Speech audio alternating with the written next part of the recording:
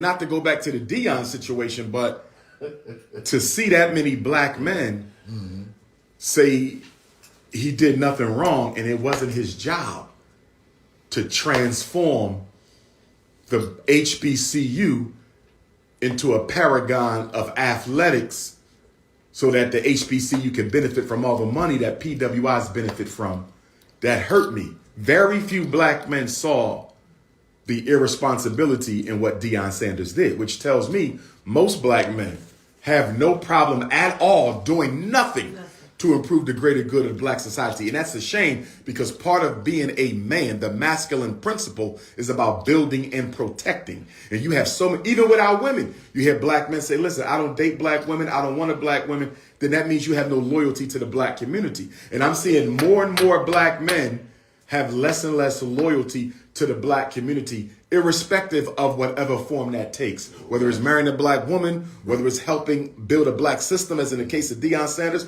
a lot of black men could care less. Do you think there's a plan to strip black masculinity? Oh, absolutely. I think you see it even lately with what happened with Jonathan Majors, with the Snow Bunny situation. Yeah. And these black celebrities still running around with these white girls is just insane to me, but he was in a cab, allegedly. He put hands on the girl. She went to the hospital. They said there was almost no marks on her body. Now, Jonathan Majors is a big, strong brother. If he choked you out and you're white, pale, y'all turn blue. They turn every color under the rainbow when they get touched. And you mean to tell me that there's no scars, no signs of this? He didn't do nothing to you, really. You understand me? So she had him locked up. Then she recanted the story. Now, I don't know if he was completely innocent, and he may have been. Because she could have simply done this as an act of white power, as white women do, to show him that even though you might be the fastest rising star in Hollywood right now, I'm a privileged white woman and I can destroy you overnight. I don't think she intended it to go that far.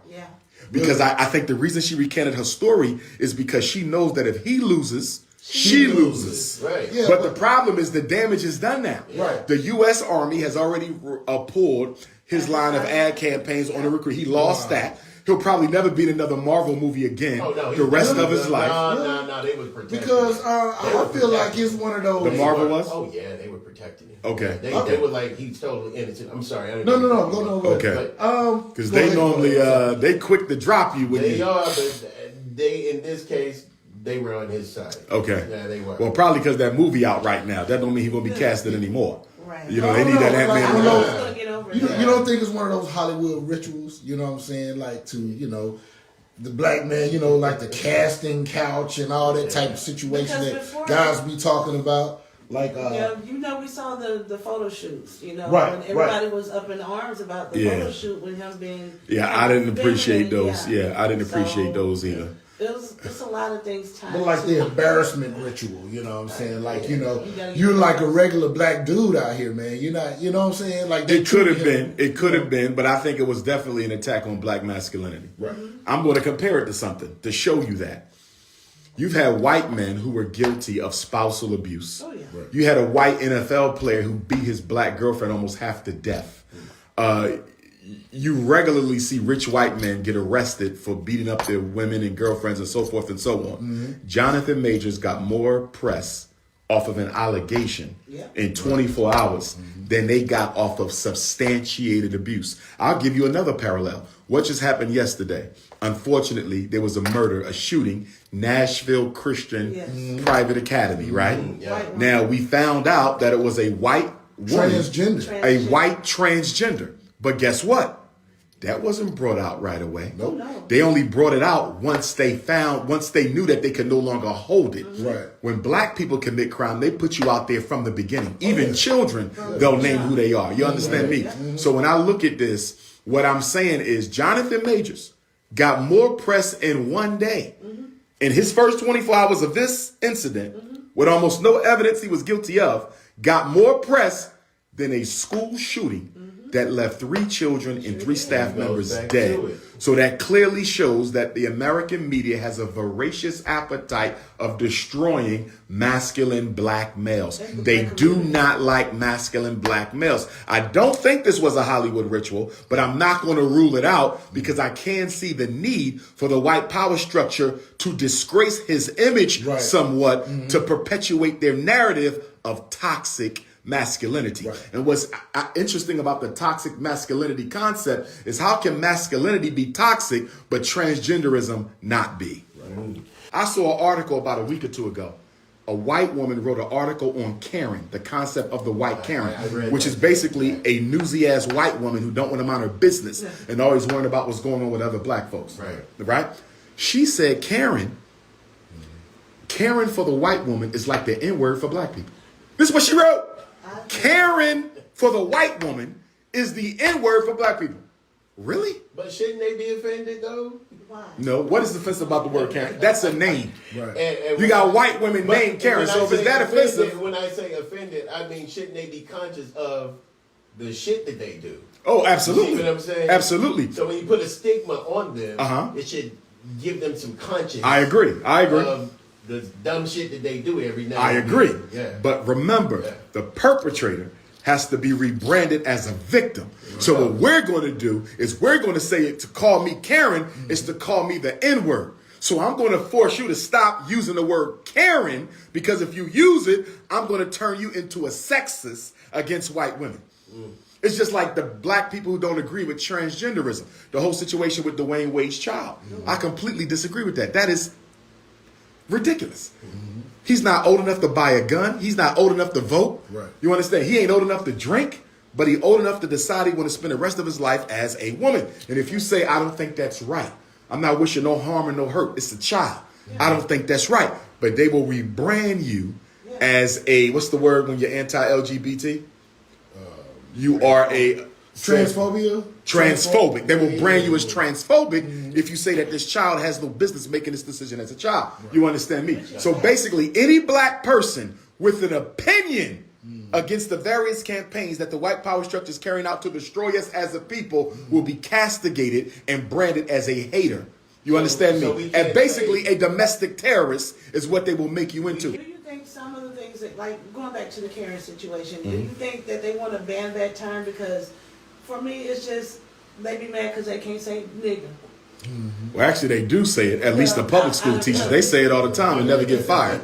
You know what I mean? I was just in Terre Haute, Indiana, speaking last Thursday for the first time, and they had a situation there where I believe the football coach used the N-word allegedly, and the principal knew about it and didn't do nothing about it. And guess what their punishment was?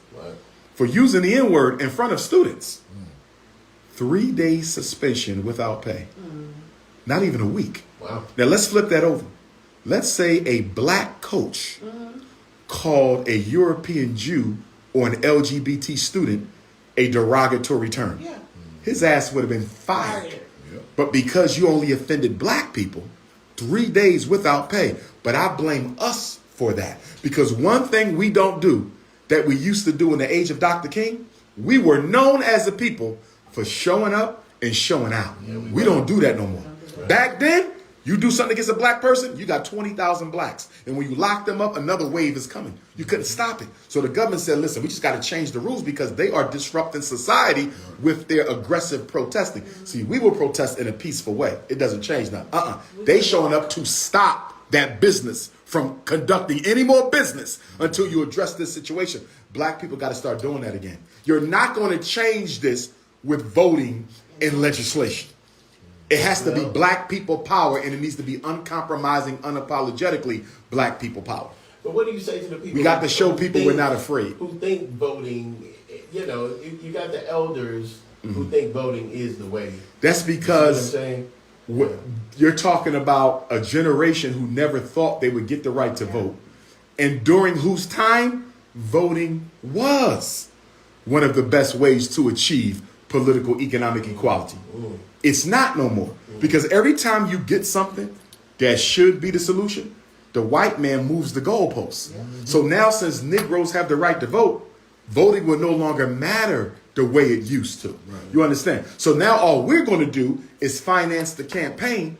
So whoever win, we going to own them anyway. So it don't matter if the black people vote because they don't own the candidates. We own the candidates. And that's the problem that we got. Voting means nothing unless you own that candidate. We don't choose them. We let the white power structure choose them, and then we go and vote for them. Well, if the government chose Barack Obama, if the Democratic Party chose Obama, If they chose Biden, if they chose Kamala, that means they own them. Whether you vote for them or not, they're never going to be loyal to you. We have to start financing our liberation. We're the only people who do not use our money to finance our liberation. You can't name one campaign in Black America right now where we are using our own money to improve our reality. You can't name one. Well, I disagree. I see Dame Dash doing things. Like what? Be specific with me. I see him doing his own sneaker line. That has nothing to do with political, economic liberation. But you said not doing their own thing. No. Not. Let me clarify. Yeah. Not doing anything relevant. Okay. Selling sneakers is not relevant. Well, he does have a film production. I'm not knocking him. I'm not relevant. Making his. No, it's not. Okay. Let me give you what's relevant. Miseducation, mass incarceration, gentrification, police brutality and genocide, and access to wealth. Tyler Perry's studio and Dame Dash studio is not affecting any of those major problems. Now let's look at the institutions that we need. It's the exact opposite. Schools, banks, hospitals, supermarkets, manufacturing, and distribution. I do think that Dame does have a school. I think. Well, I don't want to make this specific about Dame Dash because I respect him. Right. So we're just saying. But you got people like that. That are trying to do some things, with some. But I want you to give me somebody, because this is like the conversation me and Charlamagne had on the Breakfast Club. All right. He couldn't answer it, and I want you to see if you can answer it, and you won't be able to because there's no answer. Name me the Black celebrity attacking one of the major 5 problems I mentioned, or building one of the main 5 institutions I just mentioned. That's the stuff that matters. You got it. Not sneakers and movies. Okay. The topic you talked about yesterday on YouTube, the multiculturalism. All right.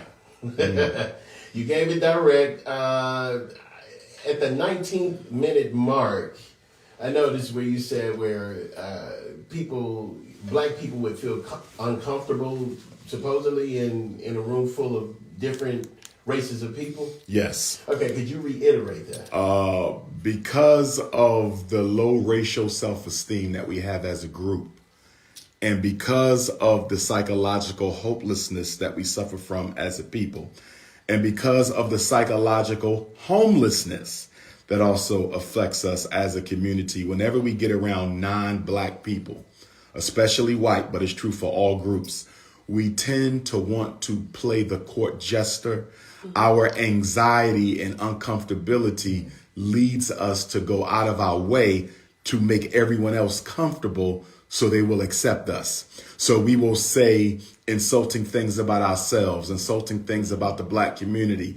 We'll feed into stereotypes. We'll start acting like a fool or a clown to make all of them comfortable. It's our anxiety, our racial anxiety, being amongst a group of people who don't value you and don't want you there. It often triggers subconsciously in the mind of a Negro that plantation slave mentality and that plantation slave behavior that says we have to keep the master comfortable at all costs. But in that statement, you're saying, so you don't think that the other races of people, when they're around the other races of people, think the same thing or tend to do the same type of, or have the same type of behavior? To some extent, yes, I've seen it. But not to the extent we do it. Right. Not to the extent we do it. Because when we walk into a room, one thing is absolutely clear. Nobody else in the room really desires us to be there. Most of us know we are tokens. We know that when we walk in there. You're only here so we don't look like the races that we are. You are a token. And every other group in America is united against our best interests. So even though you might be in a room with one white person, one Asian, one Arab, one Latino, one East Indian, one Native American, one European Jew, they are all collectively opposed to black people. So multiculturalism is a sham and a farce because nobody's interested in inclusion for black people. Okay. If they were interested in inclusion for black people, you wouldn't see as many homeless. You wouldn't see as many incarcerated. You wouldn't see as many unemployed. Someone would have to show me the inclusion for black people. Even when you look at affirmative action, which was supposed to be the inclusionary policy, it benefited homosexuals, physically white handicapped, and white women more than it benefited black people. Although on paper, the civil rights bill, the affirmative action policies claim to be inclusionary programs, they never sought to include black people, only to give you the illusion of inclusion. Okay. So how about when they use the term people of color? When they People of describe color that, you know. is a distractionary term. So what people of color says is, we don't want to empower blacks, but we can't come out and say that. We have to look like we care. So what we're going to do is we're going to lump all non-white people in this generic term of people of color. Right. This way, it looks like we're talking about black people. Right. We're serving black people, but we're really talking about all non-whites who are other than black. So for example, let's say Jackson, Mississippi. Hypothetically, you look at the city and you say, or the state. Let's look at the state of Mississippi. What percentage of state contracts went to black people? The governor may say, we gave 20% of our contracts to minorities or people of color. I didn't ask you how many contracts you gave to minorities. And I didn't ask you how many contracts you gave to people of color. I asked you how many contracts you gave to black people. Because guess what? If we allow ourselves to be clumped in with all non-whites as people of color, they can give 20% of the contracts to people of color, and not a single black get one. You see that? Yes. Exactly. So the definitions that we use that allow us to be multiculturalized in with other anti-black, non-white people will ultimately be used to disenfranchise us. But psychologically, they get away with it because we as a race are not comfortable standing alone. That's why whenever we have a march or protest, if you notice, most of the time when we speak, we're including other groups in who have nothing to do with it. Take the George Floyd protest. Everybody who spoke of the issues of Latinos, spoke of the issues of homosexuals, spoke of the issues of brown and yellow and poor white. Back to black. Never came back to black. So how can you make the government prioritize your issues as black people when you yourself won't even prioritize your issues as black people? Now, multicultural to me is a spectrum, right? So when you said that, you focused on one situation. So when you say multiculturalism is not the way for black people, what if, you love who you love? You That ain't got nothing to do with it. We're talking about political, economic empowerment. Okay. But it's still on that spectrum. Okay. You see what I'm saying? But if we're going to be multicultural, then let's multiculturalize the money. Let's multiculturalize the banks. Let's multiculturalize the land. Let's multiculturalize the assets. Let's multiculturalize the political power. When we have conversations about multiculturalism, it tends to be limited to social integration. Can we go and sit at the park together? Can I go sleep with a snow bunny? You understand? Can my child get enrolled at a white private school? We're not talking about that. You understand me? Charitable inclusion. We're talking about meaningful economic and political empowerment for blacks. If America is as multicultural as she claims to be, and we are 12 to 17% of the population, why don't we own 12 to 17% of the wealth? You understand me? I got you. For me, multiculturalism is about the politics and the economics. I could care less about the social. I have no problem with white people who don't want to live with black people. No problem at all. I'm dealing with assets, resources, privileges. Now, here's with that question. Whose job is it to let us as black people know where the resources are? Because a lot of times the information is right there where we are, and we won't even read it. That's true, but a lot of times the information is not right there where we are. Let me give you an example. I work in the schools. I'm a school psychologist, right? All right. Most black parents don't know their rights. They don't know that they have a right to refuse the special ed eval. They don't know they have a right to refuse the ADHD eval. They don't know that the school does not have the right to make them go put their child on drugs. They don't know if they don't agree with the evaluation, they got a right to a second opinion. They don't know. Now, does the school give them a handout when you sign a permission form? There's something called a notice of rights. It's a thick packet. You can read it straight through. But if you're not in the field of special education or school psychology, you don't know what the hell they're talking about. Okay. But then when your child ends up spending 12 years in special ed, the system would turn around and say, if you would have read your rights, you would have saw that if you didn't agree with the diagnosis, you could have got a second opinion. But the way in which y'all explain these rights are not necessarily understandable by lay persons. The power structure works the same way. They'll say it's on paper, it's right there for y'all to see it, but where they put it and how they explain it is done in such a way to still keep you ignorant about what's going on. So we got to be careful about saying the information is there. The information is not presented for black people the way it's presented for white people. Facts. Now, going back to multiculturalism, how do you feel about the people who have black skin, but don't associate with being black. Like say somebody from Jamaica or somewhere that say, I'm not black, I'm Jamaican. Okay, great question. Well, first of all, you got a lot of American Africans who don't associate with being black. So let's be clear about that. Supreme Court Justice Clarence Thomas, straight up a descendant of enslaved Africans, you understand? Yeah. And don't associate with being black. You know what I mean? You look at all the black celebrities who marry white girls, you know, they don't associate. So this whole notion of not association with black people is not limited to African immigrants, as some people would posit the narrative. We have just as many American Africans who are as guilty of the same thing. For me, coming from a Pan-Africanist perspective, it is a problem within the race. It is not a problem of any particular branch of the African family. In other words, I see the same thing in the Caribbean, where you have African people who don't want to be bothered with African people. I see it in the UK, where you have African people who don't want to be bothered with African people. I see it in Africa. I see it in South America. That is a problem of the race. Why do you think that is? Self-hatred. Nobody wants to be associated with anything they consider to be an object of ridicule. Black people will always be scorned by everybody, even our own people, until we make ourselves an object of respect. And we cannot make ourselves an object of respect by begging white people to solve our problems. White people are never going to solve black people's problems, but they will keep you believing that they will, i.e. the Democratic Party, i.e. the President of the United States, i.e. the Congressional Black Caucus.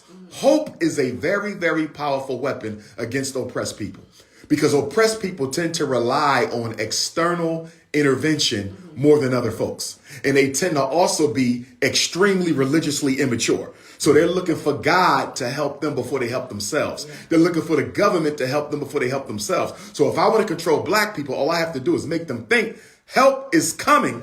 Never deliver the hope. In every election, you're promised that if you just hang in there with us, 4 more years, things will get better.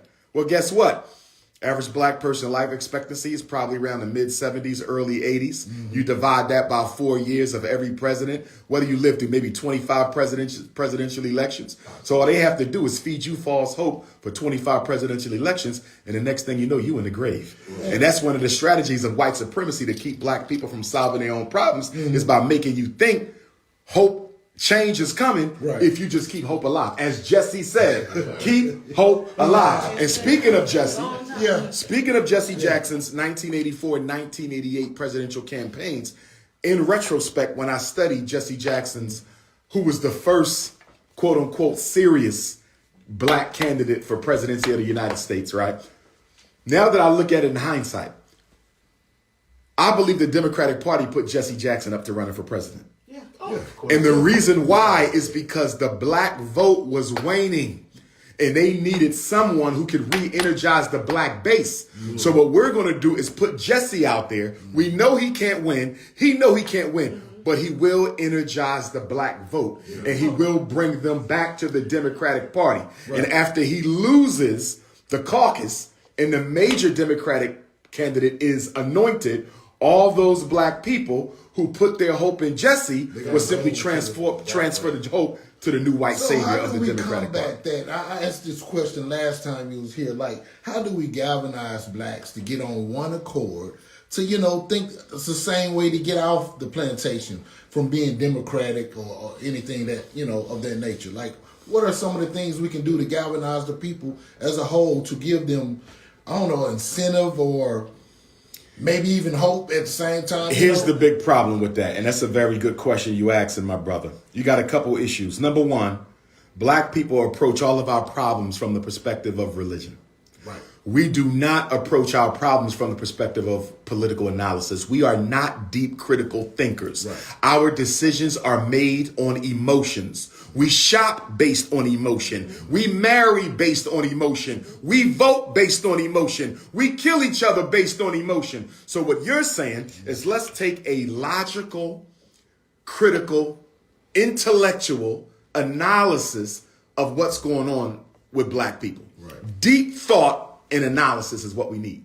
Black people don't solve their problems like that. We have been brainwashed by black religion to use our imaginations and our emotions. And that's exactly what the power structure uses to keep us hooked into their agenda. That's the problem. Black people don't want to think. We want to feel good. And anything that makes us feel good will get our loyalty. So what we have to do is we have to separate out black people who are ready to think from black people who are only interested in feeling better. How do you move all of that? I think it's the generation.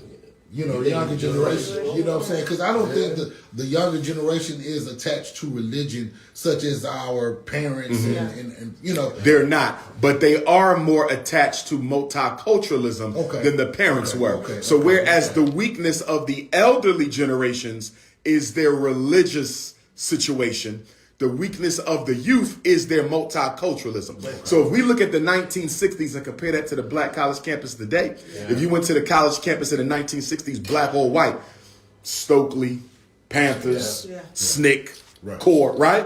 Active. It was all about black issues. Right. Go to a college campus today, we fighting LGBT, we fighting the environment, we're fighting for multiculturalism, we're fighting to get more blacks in the Republican Party. Anything except what matters to us, our young people in the college campuses are involved in that. It is a complete 360 degrees, 365 degrees from where we were. Right. Is it 360, 365 degrees in a complete circle? 360. No, 360. 360. It's a complete 360 degree turn from where we was back in the 1960s. They have multiculturalized our young people, and our young people are also more materialistic. That's another weakness. So the strengths of the elders are the weaknesses of the youth, and the strength of the youth are the weaknesses of the elders. So the youth are very much more about X's and O's, measurable gain. But they're also more selfish, and they're also more multicultural. But where's the sweet spot in that? I think the sweet spot is with us. Okay. You're talking about our generation. Yeah. With the sweet spot. Yeah. But the problem with our generation, we suffer from both sides. We got the materialism, the multiculturalism, and the religious feel-goodism. The grandparents. Exactly.